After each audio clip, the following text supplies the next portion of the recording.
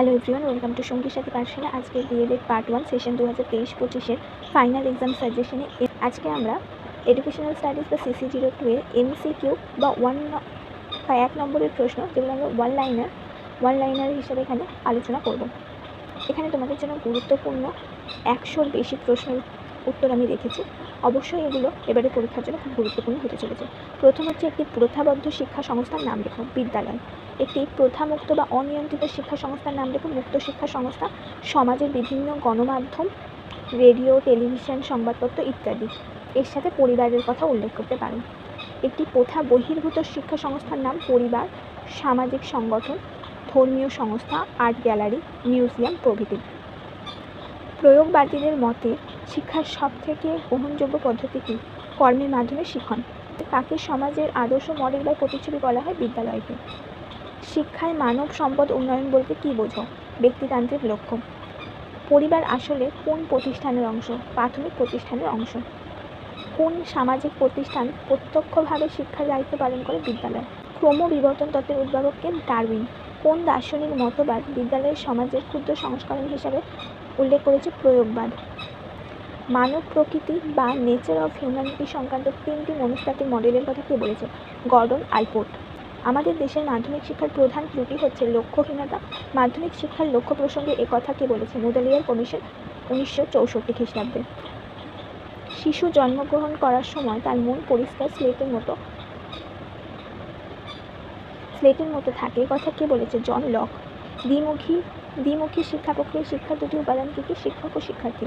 বিদ্যালয় কী জাতীয় প্রতিষ্ঠান? নিয়মতান্ত্রিক শিক্ষা প্রতিষ্ঠান। শিক্ষার্থী এবং শিক্ষকের পরে শিক্ষার তৃতীয় মৌলিক উপাদান কী? পাঠ্যক্রম। কোনো প্রথামুক্ত শিক্ষা সংস্থার মানব জীবনের গুরুত্বপূর্ণ অংশ পরিবার। বিদ্যালয়ের সবচেয়ে মূল্যবান বস্তুগত উপাদান কী? শিক্ষার্থী। একটি প্রাচীন সামাজিক সংগঠনের নাম কী? পরিবার। শিশু যার নিয়ে জন্মায় তা হলো তার আন্তরিক প্রেরণা।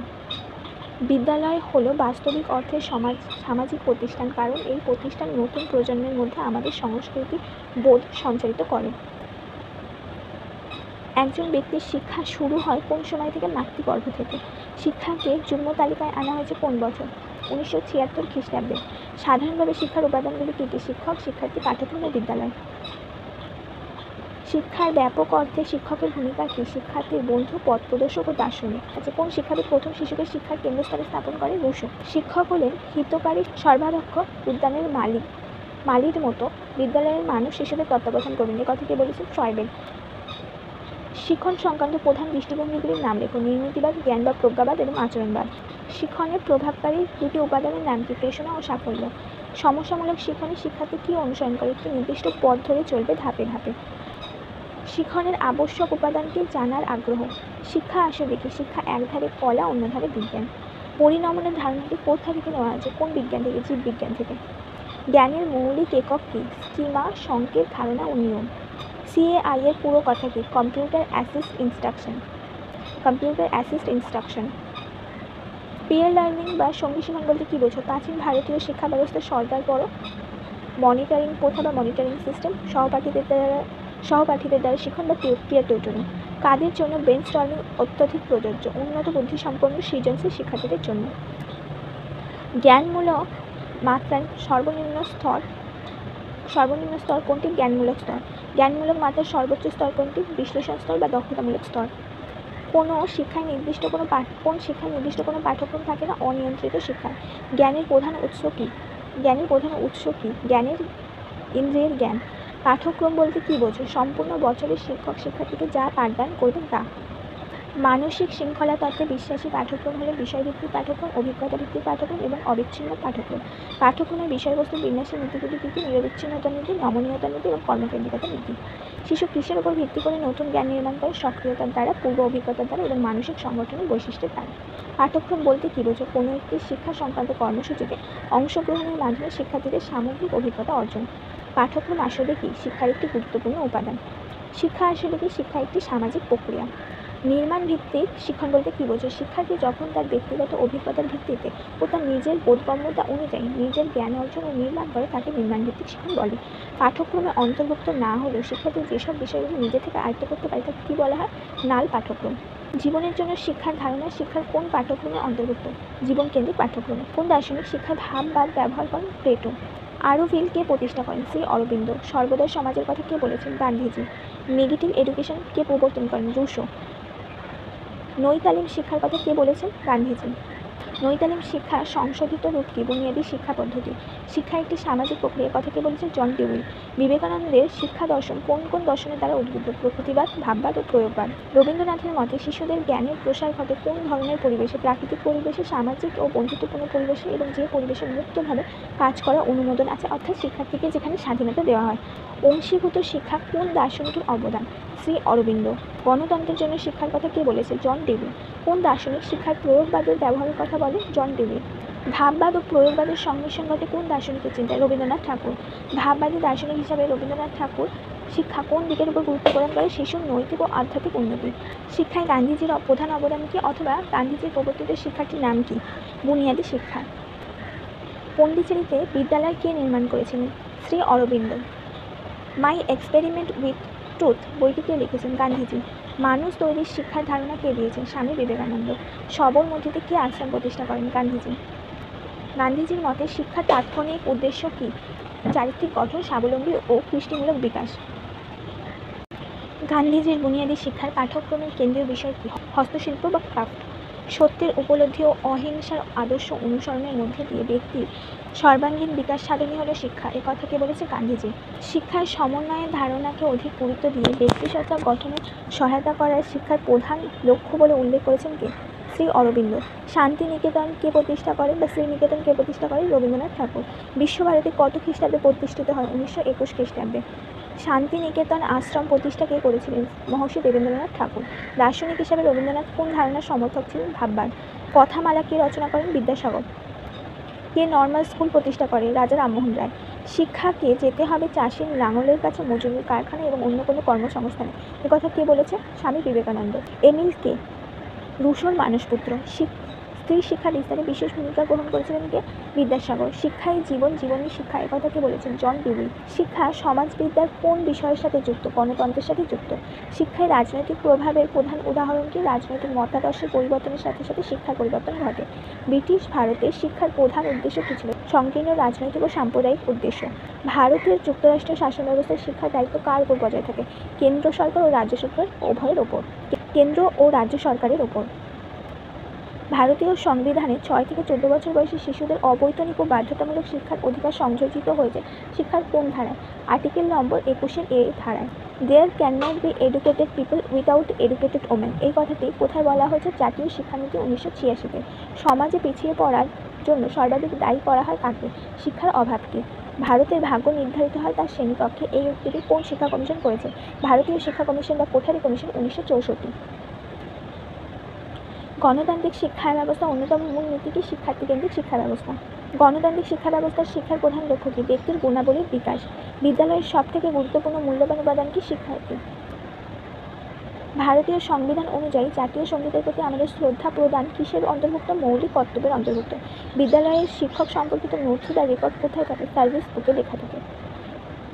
বিদ্যালয়ের শিশু সংসদ কেন প্রয়োজন? শিক্ষার্থীদের গণতান্ত্রিক ব্যবস্থা অংশগ্রহণের সূচনা ঘটে এর মধ্যে দিয়ে। বিদ্যালয় পরিদর্শনের উদ্দেশ্য কী? শ্রেণীকক্ষের ব্যবস্থাপনার উন্নয়ন, পাঠ্যক্রমের উন্নতি সাধন এবং নির্দেশনা পদ্ধতির মূল্যায়ন করা। শিক্ষা, সংস্কৃতি বা কৃষ্টি ও বিজ্ঞান চর্চা প্রসারের জন্য প্রতিষ্ঠিত আন্তর্জাতিক সংস্থাটির নাম কি? ইউনেস্কো। ডায়েটের পুরো কথা কি? District institute of educational training. কোন শিক্ষানীতি বা কমিশন ডায়েট স্থাপনের সুপারিশ করেছিল? জাতীয় শিক্ষানীতি 1986। ডিইও এর পুরো কথা? District education officer. একটি বড় শ্রেণীকক্ষের ছাত্ররা আসলে কীভাবে সম্পর্কযুক্ত? তারা সম্পর্কযুক্ত দল। প্রি সার্ভিস শিক্ষক প্রশিক্ষণের প্রধান উদ্দেশ্যগুলি কী কী? শিশু শিক্ষা, বিদ্যালয় ও নৈমিত্তিক কাজের প্রতি ইতিবাচক দৃষ্টিভঙ্গি নির্মাণ, বৃত্তিমূলক সক্ষমতা ও সংযোগ স্থাপনের দক্ষতা গড়ে তোলা, বিষয়ভিত্তিক জ্ঞান ও পেডাগজির নতুন নতুন ধারার সঙ্গে পরিচয় ঘটানো। সিসিই এর পুরো কথা কি? Continuous and comprehensive evaluation. শিক্ষার মান এর অর্থ কী? শিক্ষার্থী কী পরিমাণ জ্ঞান ও দক্ষতা অর্জন করবে তার রূপরেখা নির্ণয় করা। কোন শিক্ষা কমিশন বা নীতিতে শিক্ষার মান উন্নয়নের কথা বলা হয়েছে? জাতীয় শিক্ষানীতি 1986-তে। গণতান্ত্রিক ব্যবস্থাপনার প্রধান বৈশিষ্ট্যগুলি কী? শিক্ষার্থীদের স্বাধীনভাবে কাজ করার সুযোগ পাবে, শিক্ষক ও শিক্ষার্থীদের মধ্যে মর্যাদা রক্ষিত হবে, শিক্ষার্থীরা আত্মবিশ্বাস গড়ে উঠবে। গণতান্ত্রিক ব্যবস্থাপনার বৈশিষ্ট্য 9 কি? বিদ্যালয়ে কঠোর অনুশাসনের ব্যবস্থা থাকা। শ্রেণীকক্ষ ব্যবস্থাপনায় শিক্ষকের প্রধান ভূমিকা কী? শিক্ষার্থীর নিকট প্রত্যাশিত আচরণ নির্দিষ্ট করা, পাঠ চালু করা ও সচল রাখা, শ্রেণীকক্ষ ব্যবস্থাপনা বজায় রাখা।